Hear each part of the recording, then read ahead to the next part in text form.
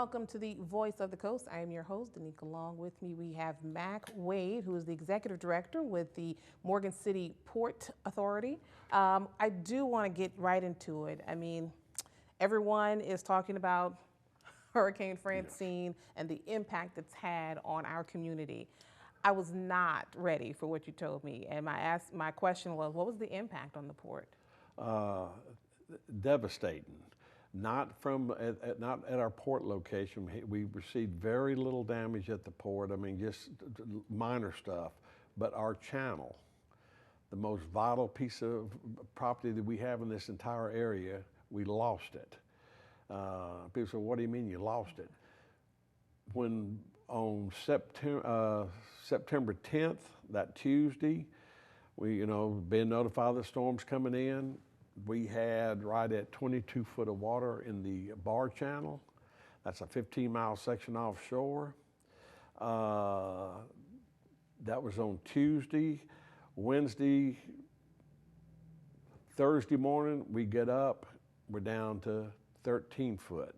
It took us 2 years to get that 20 plus foot of channel, and it took us less than 12 hours to lose everything. Wow. And it cost us millions and millions of dollars. That's how much that storm affected us. It was, it wasn't supposed to be a bad storm. It was devastating to the channel. Yes. All that material got slushed around. We had basically a 400 foot wide, 22 foot hole down there, and it all tried to level itself off. About over 7.5 million yards of material were pushed back in. I totally understand, because we have been talking about this for 2+ years, and getting it to the authorized depth, actually even lower. I mean, 20 is the authorized depth, and now you were in some spots 24. 24, and 22, then 22. It looked beautiful. It was just so easy for a lot of those vessels to come in and come out. Our port looked beautiful. The commerce was flowing. You know, we talk about this all the time. And now we're down to 13. Danica, and you've been out there. We've done a show on that. You went out there and saw all those businesses. Those businesses all set up shop here in our area because of the channel. You got 20 foot of water, 400 foot wide. We want to come to Morgan City and work out of there. Speaking of which, how has the storm affected production? We've got dry docks, we've got military vessels that are being built, LNG equipment. And all that equipment you're talking about, some of it requires some pretty big barges to have it towed out. They require 16, 17 foot of draft. We don't have that right now. Mm-hmm. The shipyards are all back working. We are working so close with all the stakeholders out there, everybody along the waterfront that's got stuff going out.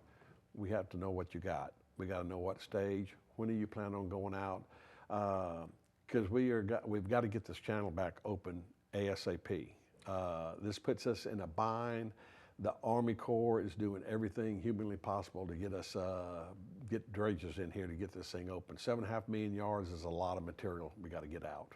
You know, when we talk about the success of the bar channel being open, we have to talk about it. We have to include Bryce. Yeah. Where is Bryce?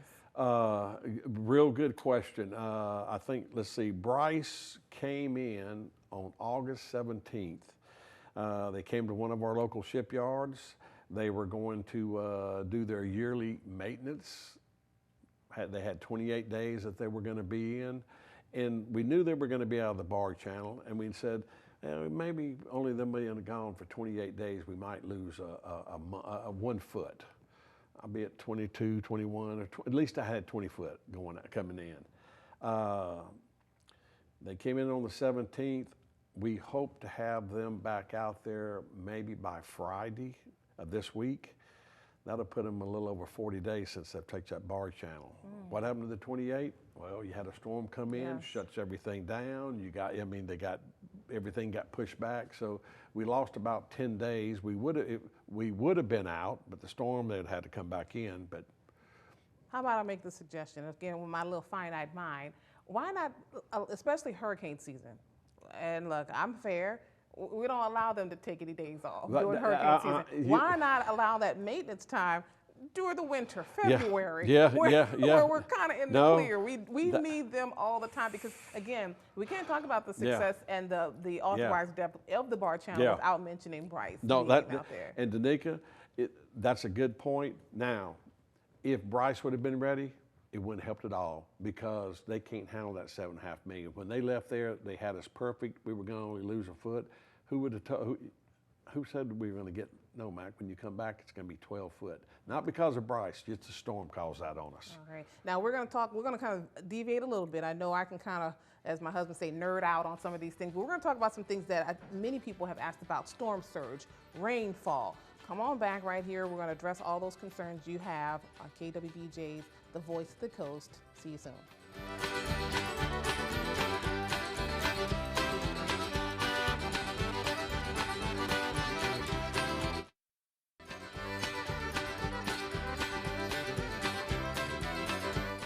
Welcome back to The Voice of the Coast. My guest is Mac Wade, the Executive Director with Morgan City Port. Now, we're definitely going to get to some of the things I talked about, storm surge and rainfall, but I just want more of a, if I can get more of a definitive answer as far as moving Bryce's maintenance 28-day period, not have it during hurricane season. Right. Maybe, could it be, like I mentioned, February, March? Danica, that would probably be a choice of the Corps would make that decision. The port doesn't make that decision. We're responsible for getting the money and all that. But as far as that decision, and it is a good question. In this instance, not having Bryce out there today, it would be one drop in a big bucket. Okay. I wish they were out there because right now, when you're drowning, you'll take any Yes. drop you can get out, you'll right, take. right. So, but it's something to bring up to them. But I know this with the sea conditions and everything, this is the best time. We don't get hurt as bad now in case you get a hurricane. But the conditions are better. You won't lose as much during this time of year if you don't have a hurricane. So But if you're going to be the probability of that happening is so, we're oh, right I know it. there. Oh, I know it. And then I know of course it. we can't do, let's say, April, May, because then we think about spring flooding, Yeah, right? So yeah. I was just thinking Yeah, maybe a little bit yeah. earlier, but that's just a question. Yeah. And one other question before we move on to the other concern. How long will it take for us to get back to that authorized 20 and even 22, 24 feet? Right now we're at 13. Danica, I have Bryce will be out there this weekend. Weeks Marine, the Captain Frank is being pulled. They're bringing the Captain Frank in. It's a 30-inch cutter head. It's a beast. It's worked this area many times. It's a good dredge, good crew. They know what they're doing. They've worked this area. If Bryce and Weeks start Saturday, 60 days if everything goes perfect, and I'd never bet on that anymore, but it could take us 75 to 90 days. Oh, wow. That's why the Corps, but you got to remember, I'm at 13. They're going to start grinding. When I get to 14, we're going to send out a new bulletin. Our draft's at 14. As we get down to 15, Coast Guard is going to send out another bulletin. Port of Morgan City's at 15, and every foot we grind down, all the way across, Yes. I want it posted because I want the nation and the world to know we are open. Yes. And we're working, and we'll get back down. Gotcha. It's going to be a job, but the Corps is also looking at possibilities of trying to get us another dredge. Well, let's get to, folks are asking about this storm. I mean, it's something, I love the metaphor you use. You said it's more, this storm was kind of like that prize fighter that just, he didn't get what was it? He just kept punching. Punching. Yeah. He didn't give a KO on the first punch. He just kept punching, kept punching. Yeah, everybody predicted, this is not going to be much of a Yes. storm. He didn't get knocked out in the first round. This thing took a punch and went all the rounds. Right, Then you couldn't knock right. him out. Yes. This thing, when we thought, well, the eye's passing, you just got just the bottom part now, and it's almost over. We got another 5 or 6 hours that's been pounded. So storm surge, did we experience storm surge or was it mostly rainfall? There was very little storm surge. And the reason I say that, talk to the levee district, and let me say this, between the levee district, St. Mary Levee District, the drainage district, Morgan City, all the municipalities, Nikki, you were in a lot of those meetings. Everybody, it was all hands on deck. They closed the floodgates that we needed to, but this storm acted different. It came from the backside. We had more than that. When it switched around, it pushed the water from the north back down. Water did not come up Bayou Chene. I was shocked at that. Water did not come up. Mike Mercado told me, Mac, we had more water on the inside we did on the outside. But that's because of all the rain that fell in the area and the north wind pushing it back down. So I got just 30 seconds. 20 inches of rain we got. I heard 20, 22 inches of rain. Were the pumps, their operational capacity, are they able to handle 20 inches? 1 inch an hour they can, but they can't handle 3 or 4 inches in an hour. That's where they get behind. We have a tremendous pump system. I think we got the best levee drainage district in America right here. But when you get something like this that can give you 4 or 5 inches in 1 hour, there ain't no pump system in the world can handle that. All right, well, we're gonna take a short break. Come on back to talk to Mac Wade.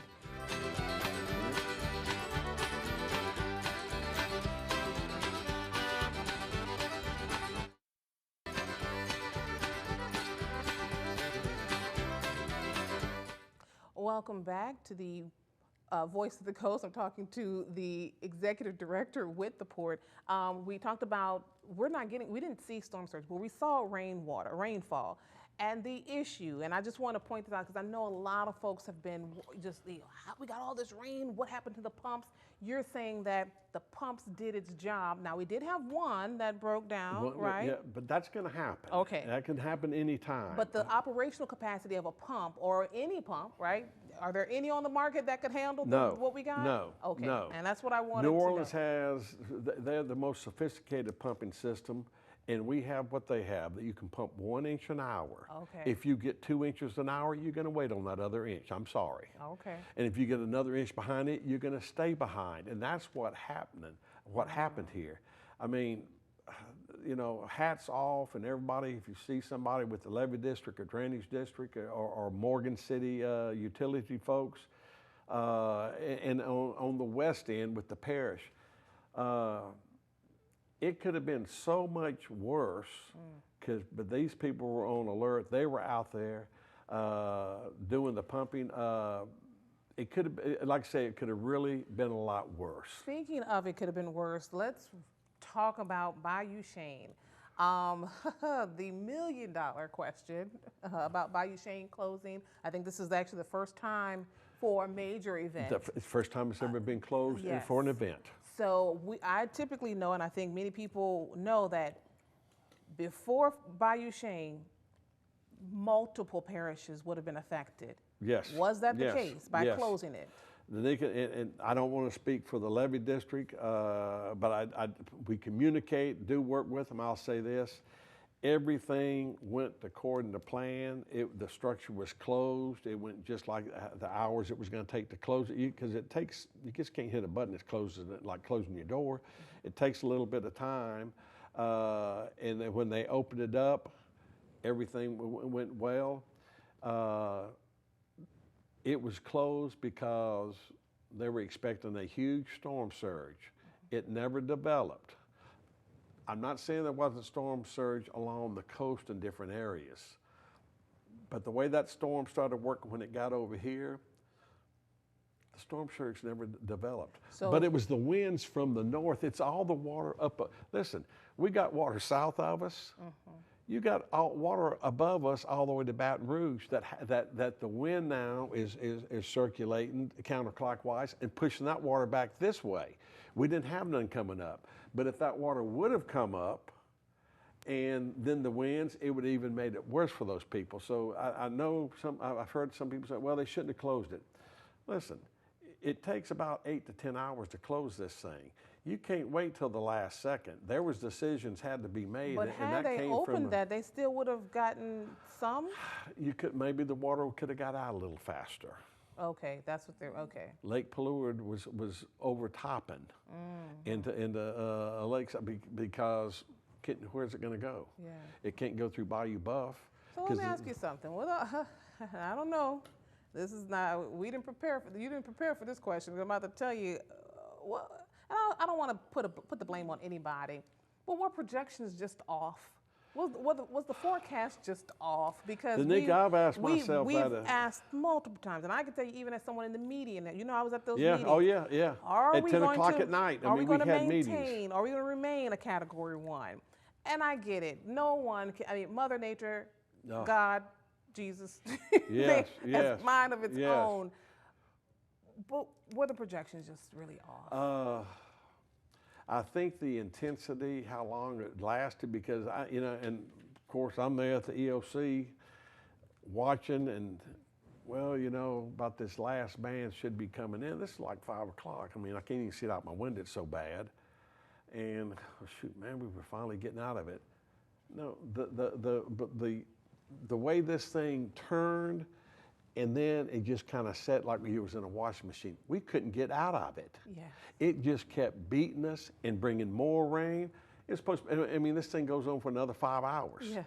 That's what caused all that damage down below. That's what caused the water all up above us. And then the wind shift, and it brings it all back. I think we have one more segment to go, because I'm just talking and talking. But so now, it's behind us. Yes. We've got to clean up. I will say this, and I think I've made mention that, just the resilience of this community of South Louisiana people. Well, we've got something else that's out there, and we're watching it. Not as closely, because we're seeing that it may be going towards Florida, and that's Helene. We'll talk a little bit about that when we get back, so come on back right here on KWBJ.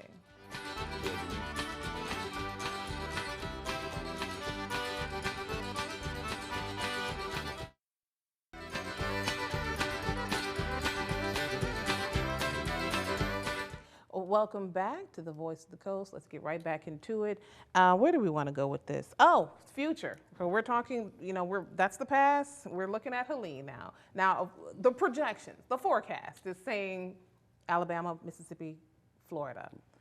I do know if it was going to Texas, we definitely will feel that. Will we feel any of that now that it's going a little bit farther east from us? Danica, as long as it's heading east, that puts us further away out of harm's way. I don't Could think it we're push going anything to. I don't towards think us? it's going to do anything over here. I don't even think we'll even have any tide, anything from the tides or anything. By the time it gets there, it'll be basically maybe sucking stuff out from us if it tries to get over towards the tip of Louisiana down there. We're very fortunate, but and don't wish it on nobody. But if it would have been coming to the west of us, Yes. we would have had same problems maybe not of this magnitude, but I wish them people well. Yes.